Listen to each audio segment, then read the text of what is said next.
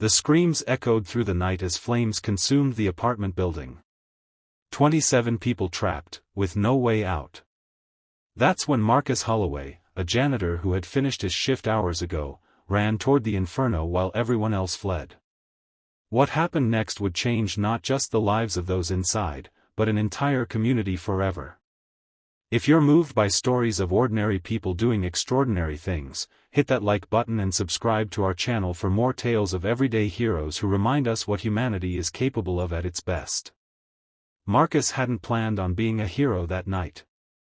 At 43, his life had settled into a comfortable routine of quiet disappointment.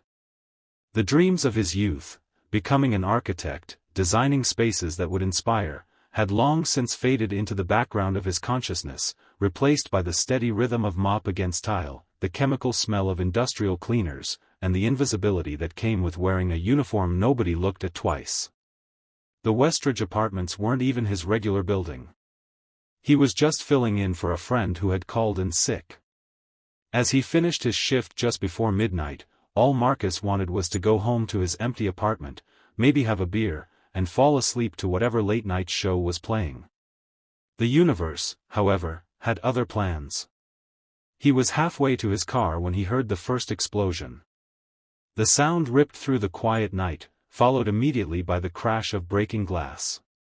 Marcus turned to see flames already licking up the side of the building's east wing, spreading with terrifying speed. Later, investigators would determine that a gas leak had ignited, but in that moment, all Marcus knew was that people were in danger. Without thinking, he ran back toward the building, pulling his phone from his pocket to call 911. The dispatcher's voice was calm, professional, promising help was on the way. But Marcus could see the orange glow intensifying, could hear the screams starting to rise from open windows. The fire department was at least 15 minutes out. For the people trapped inside, that might as well be an eternity. "Sir, please stay back and wait for emergency services," the dispatcher instructed. Marcus ended the call and shoved the phone back in his pocket. He knew the building better than most, knew its service corridors, its maintenance access points, the parts that most residents never saw. If there was a way to help before the professionals arrived, he would find it.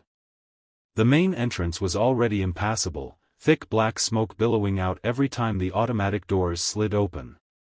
Marcus circled around to the service entrance, using his key card to gain access. The smoke wasn't as bad here, at least not yet. He pulled his shirt up over his nose and mouth and plunged inside.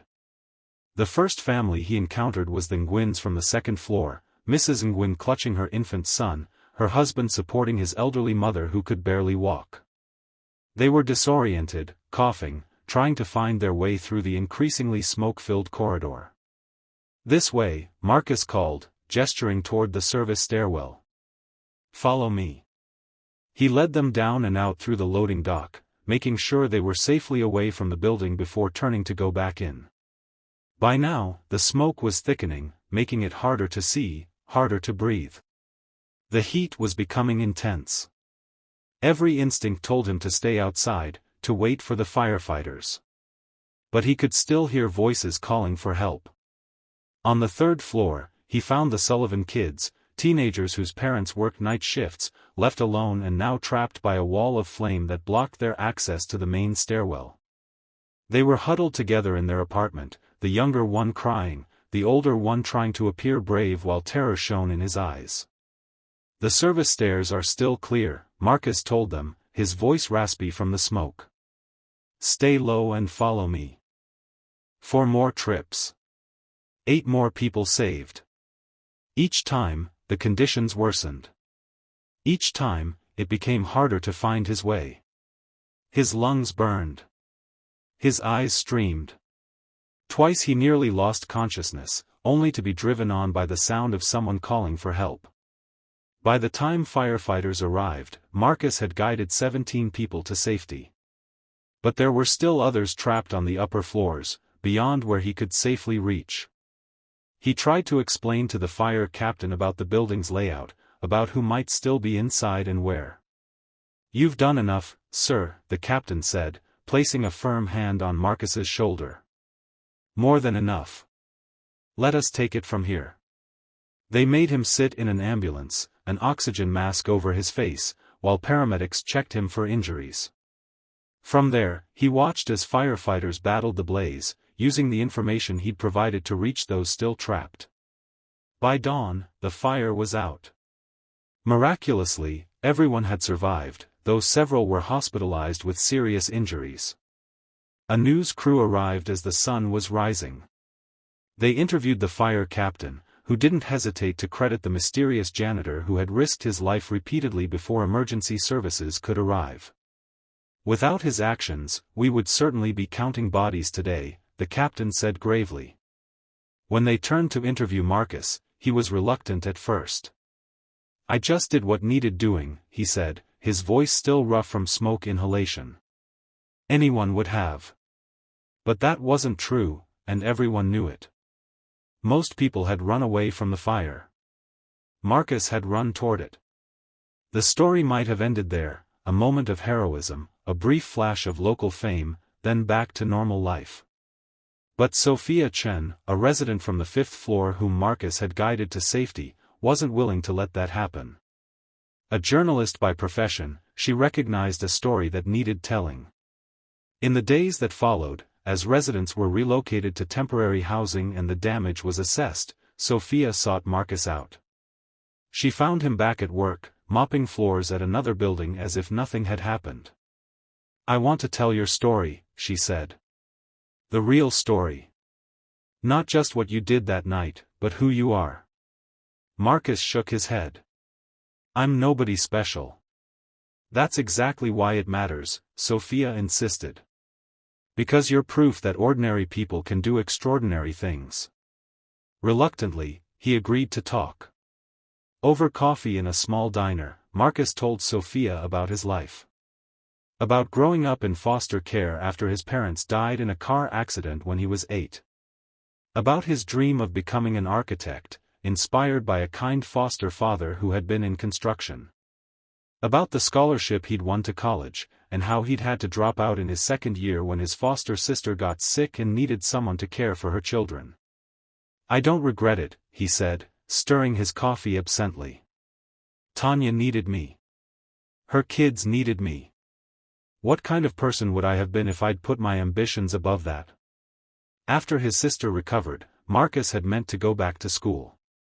But life has a way of carrying you along in its current. One temporary job led to another. Bills needed paying. Years passed. The dream receded. But you never lost your understanding of buildings, Sophia noted. That's how you knew how to navigate through the fire. Marcus smiled slightly. I still draw sometimes. Building designs. Just for myself. Sophia's article, titled The Invisible Hero, ran in the local paper the following Sunday. It wasn't just about the fire. It was about the man, his sacrifices, his quiet dignity, his abandoned dreams, and the deep compassion that had driven him into a burning building not once, but multiple times. The story went viral. National news picked it up. Suddenly, Marcus Holloway was no longer invisible. People recognized him on the street.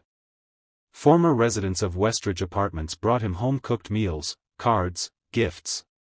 A local architectural firm reached out, offering him an internship position that could lead to the education he'd abandoned decades earlier. At first, Marcus was uncomfortable with the attention. I'm not used to people seeing me, he confessed to Sophia when she called to check on him. For 20 years, I've been the guy you look past. The guy who cleans up after everyone else has gone home. Maybe it's time for that to change, she suggested. The most unexpected call came from Eleanor Westridge herself, the elderly widow whose family had built and still owned the apartment complex. She invited Marcus to her home, a stately old mansion on the outskirts of town. Young man, she said, though Marcus was well into middle age, you saved not just lives that night, but a legacy. That building was my husband's pride. His father built it, and his father before him. Marcus shifted uncomfortably in the ornate chair she directed him to. I'm sorry they couldn't save more of the structure, ma'am. Eleanor waved a dismissive hand. Buildings can be rebuilt. Lives cannot. She fixed him with a penetrating gaze. I understand you once aspired to be an architect. Marcus nodded, wondering how she knew. I've been speaking with the insurance adjusters.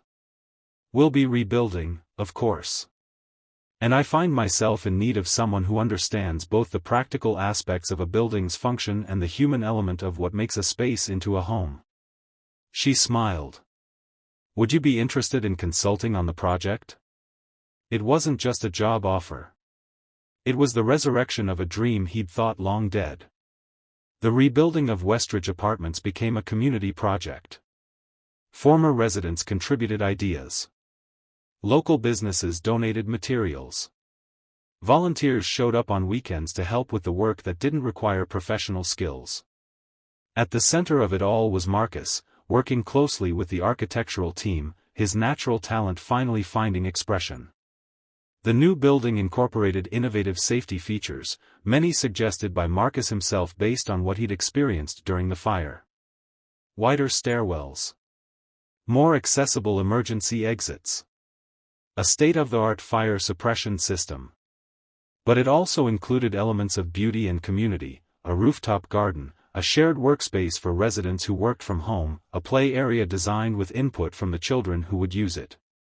1 year after the fire, the new Westridge Apartments welcomed its first residents back. Many were the same people who had fled in terror that night.